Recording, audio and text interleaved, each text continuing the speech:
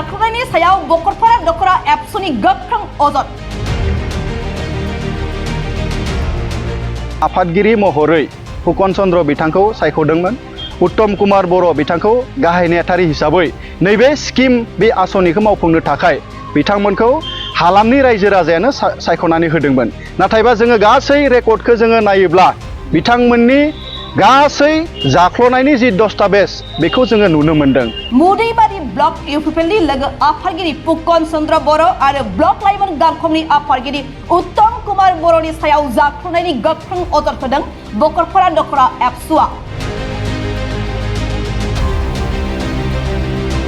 गेलेग्रा फोथारा जेरैबायदि जौगानांगौमोन, जेरैबायदि डेभेलपमेन्ट जानांगौमोन, बियो इनकमप्लिट जानानै थाबाय। बेयाव जाख्ल'नायनि मोनसे खेला सोलिनायखौ जों नुबाय।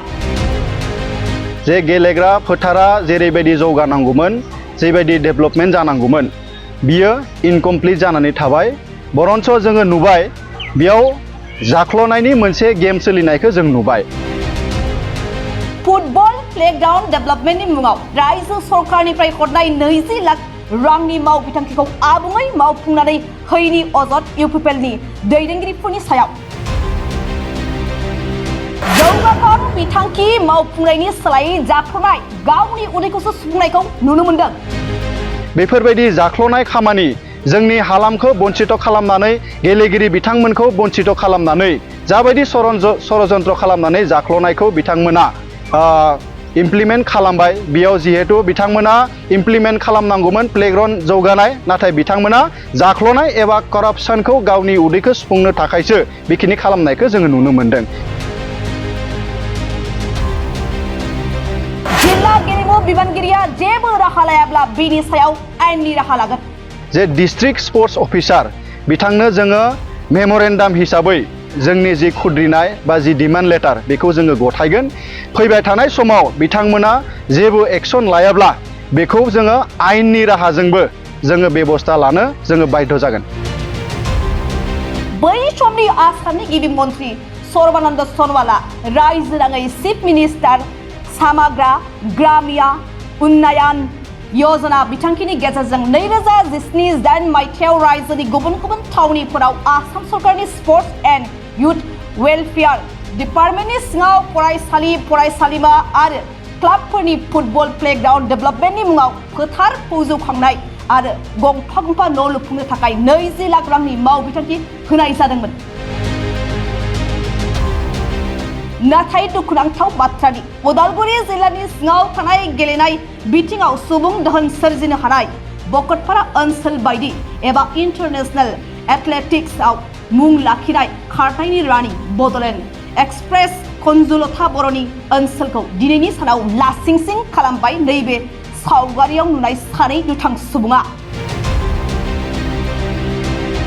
मख'नो गोनांदि मुदैबारि ब्लक इउपिपिएलनि लोगो आफादगिरि फुकन चन्द्र बर' आरो ब्लक लाइमोन गांखंनि आफादगिरि उत्तम कुमार बर'आ थांनाय 2017 मायथाइयावनो गासै 17 लाख रांखौ दिहुननायनि उनावबो मावफुंजायाखै होननानै दिनैनि सानाव अजद दिखांदों बकरफारा दखरा दुलाराय बर' फरायसा आफादनि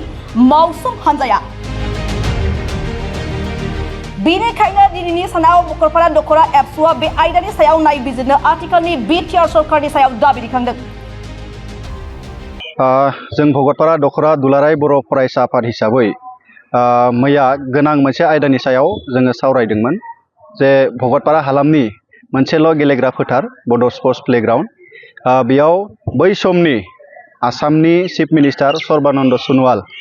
बिथांनि मोनसे सिमांनि मोनसे प्रजेक्टमोन जे सारा आसाम नाङैनो 500 बेबायदि गामि ओनसोलाव गेलेग्रा फोथार जौगाहोनाय बा डेभेलपमेन्ट खालामनाय मोनसे थांखि बिथाङा लादोंमोन। थिग बेबायदिनो नैबे भगतपारा हालामावबो वान अफ द प्लेफिल्ड हिसाबै जोङो मोननो हादोंमोन 20 लाख रांनि मोनसे स्किम। आरो भगतपारा हालामनि रायजो राजा आरो दुलाराय बर' फरायसा आफादा बै स्किम इमप्लिमेन्टेसननि थाखाय सानै हालामनिनो सुबुं आफादगिरि आरो गाहाय नेहाथारि मोनसे आफाद दानानै बिथांमोनखौ बिबान होनाय जादोंमोन। नाथाय गोलाव सम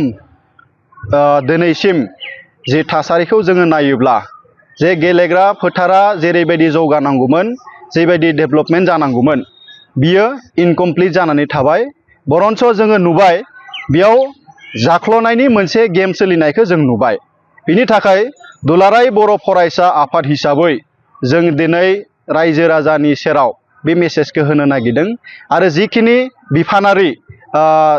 अफिसार बिथांमोन दङ बिथांमोना जाहाथे बिनि सायाव मोनसे इनकुवारि खालामो जोङो खोनानो मोनदों बिटिसि खुंथायाव थानाय राजखान्थि हान्जानि दायो बिथांमोना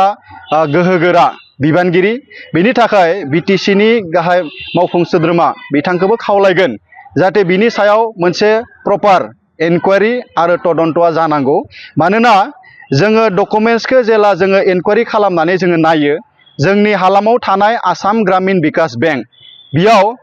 17 लाख रां अलरेडि उइथड्र जानायखौ जोङो नुनो मोनदों नाथायबा जिबायदि 17 लाखनि डेभेलपमेन्ट जानांगौमोन जे फुल फ्लेजेड हौवा बा हिन्जावनि ड्रेसिं रुम अफिसियेलफोरनि थाखाय ड्रेसिं रुम सोरगिदिं बाउन्ड्रि वाल जोंनि आर्ट फिलिं प्रपार कार्पेटिं जिबायदि जानांगौमोन दिनैसिमबो बेखौ जोङो जानायखौ जों नुनो मोनाखै थ' बिनि थाखाय जों दुलाराय बर' फरायसा आफाद हिसाबै जोङो खावलायो जाय बिथांमोना बेफोरबायदि जाख्ल'नाय खामानि जोंनि हालामखौ बन्चित खालामनानै गेलेगिरि बिथांमोनखौ बन्चित खालामनानै जाबायदि षड़यन्त्र खालामनानै जाख्ल'नायखौ बिथांमोना इमप्लिमेन्ट खालामबाय बेयाव जिहेतु बिथांमोना इमप्लिमेन्ट खालामनांगौमोन प्लेग्राउन्ड जौगानाय नाथाय बिथांमोना जाख्ल'नाय एबा करापसनखौ गावनि उदैखौ सुफुंनो थाखायसो बेखिनि खालामनायखौ जोङो नुनो मोनदों थ' बेखिनिखौ जाहाथे जिखिनि बिफानफोर दङ आरो डिपार्टमेन्ट जिहेतु दङ हायार अथरिटि बिथांमोना जाहाथे इनकुवारि खालामनानै मोनसे बेबस्थाखौ लायो आरो बिनि सायाव जुदि एक्सन लायाब्ला नोंथांमोननि नेक्स्ट पदक्षेपआ मा जागोन जोङो रायजो राजानि खावलायनाय हिसाबै जोङो मोनसे थांखि लादों जे डिस्ट्रिक्ट स्पर्ट्स अफिसार बिथांनो जोङो मेम'रेन्डाम हिसाबै जोंनि जि खुद्रिनाय बा जि डिमान्ड लेटार बेखौ जोङो गथायगोन फैबाय थानाय समाव बिथांमोना जेबो एक्सन लायाब्ला बेखौ जोङो आयेननि राहाजोंबो जोङो बेबस्था लानो जोङो बाध्य जागोन दा हालामनि जौगानायनि सार्थआव गेलेग्रा फोथारनि जौगानायनि सार्थआव बै समाव दुलाराय बर' फरायसा आफादा मोनसे गेवलां मेल लादोंमोन बे गेवलां मेलनि गेजेरजों आफादगिरि महरै फुकन चन्द्र बिथांखौ सायख'दोंमोन उत्तम कुमार बर' बिथांखौ गाहाय नेहाथारि हिसाबै नैबे स्किम बे आसनिखौ मावफुंनो थाखाय बिथांमोनखौ हालामनि रायजो राजायानो सायख'नानै होदोंमोन नाथायबा जोङो गासै रेकर्डखौ जोङो नायोब्ला बिथांमोननि गासै जाख्ल'नायनि जि दस्तावेज बेखौ जोङो नुनो मोनदों अलरेडि डिपार्टमेन्टजों जों सावरायखांबाय आरो सावरायनायनि गेजेरजों बिथांमोनाबो बेबस्था लानायखौ फोरमायदों बिनि थाखाय जोङो दुलाराय बर' फरायसा आफाद हिसाबै बिनि सायाव जोङो मेम'रेन्डाम हिसाबै जोङो गथायनाय जागोन भगतपारा दख'रा दुलाराय बर' फरायसा आफादनिफ्राय आं बेखौसो बुंनो सानो दिनै जानाखि मोनसे फिल्ड डेभेलपमेन्ट स्किम मोनसे फैदोंमोन बियो जोंनि भगतपारा हालामनि थाखाय जोबोर मोनसे मोजां खौरां नाथायबा दिनै जा मोनसे फिल्डखौ डेभेलप खालामनायनि मोनसे स्किम बेखौ बिथांमोना मोजाङै साक्सेसफुल खालामासै बिथांमोना रांफोरखौहाय बिथांमोना 720 एलनि भितरावहाय 17 एलखौनो बरनबाय खिन्थु खामानिफोराहाय मोजाङै साक्सेस जायाखै दिनै बे फिल्डनि गेजेरजोंनो जोंनि हालामनि सेंग्रा सिख्ला गोबाङानो साख्रि मोनबाय आरो मोजां मोजां प्लेयार्सफोरबो ओंखारदों बिनि थाखाय जों सानो जोंनि बे फिल्डखौ जों डेभेलप खालामना लानांगौ आरो जायफोर बिथांमोनखौ बिबान होदोंमोन बे खामानिखौ मावनो थाखाय बिथांमोनाहाय थाबैनो बे खामानिखौ मावफुंनांगौ आरो लोगोसे बेखौ बुंनो सानो आङो दिनै जोंनि हालामाव कुन्जलता बर' आब' दं बिथाङा इन्टारनेसनेल एथलेटिक प्लेयार सासे बिथांनि जायगायावनो दिनै बेबायदि जाख्ल'नाया जायोबा दिनै जोबोर दुखुनांथाव बाथ्रा जागोन बिथाङा बे फिल्डआवनो प्रेक्टिस खालामनानै दिनै इन्टारनेसनेल सासे प्लेयार जाहैदों आरो दिनै बे फिल्डखौ जोङो बेबायदि सोरबा सासे सानैनि जाख्ल'नायनि गेजेरजों जोङो फेलें खालामना लायोबा बे जोंनि थाखाय मोजां जानाय नङा बिनि थाखाय आङो खावलायगोन जायफोर बिबानगिरि बिथांमोनखौ जों दख'रा एबसुनिफ्राय बिबान होनाय जादोंमोन बिथांमोना थाबैनो बे खामानिखौ साक्सेसफुल खालामनांगौ भगतपारा बड' स्पर्ट्स क्लाबनिफ्राय बे बेलायाव बेखौनो बुंनो सानो बे स्किमा सोलिनाया दिनै 5 बोसोर जाबाय गासै 20 लाख रां बे स्किमनि थ्रुयै भगतपारा बड' स्पर्ट्स क्लाबनि जि गेलेग्रा फोथार बेनि इनफ्रास्ट्राक्चारनि थाखाय खामानि मावनो मोननाय जादोंमोन आरो दिनै बेयो फैयै फैयै 5 बोसोर बारबाय 5 बोसोर जानायनि उनावबो बेनि जि इनफ्रास्ट्राक्चार बा डेभेलपमेन्ट बेखौ जोङो नुनो मोनासै जिखिनि मावनो गोनां स्किम मथे दंमोन बेखिनि खामानिखौ बिथांमोना मावाखै आरो जिखिनि खामानि मावदों बेबो जेबो क्वालिटिनि खामानि जायाखै थ' ओंखायनो जों बर' स्पर्ट्स एस'सिएशननिफ्राय जोङो बे बेलायाव जोङो डिस्ट्रिक्ट स्पर्ट्स अफिसार बिथांखौ जों लोगो हमना सावरायनाय जादों आरो बिथांखौ जोङो बेनि सायाव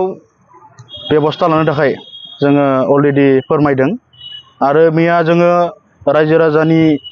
हेफाजाबजों मोनसे मेलनि हेफाजाबजों जों मोनसे रेजलिउसन लानाय जादों जे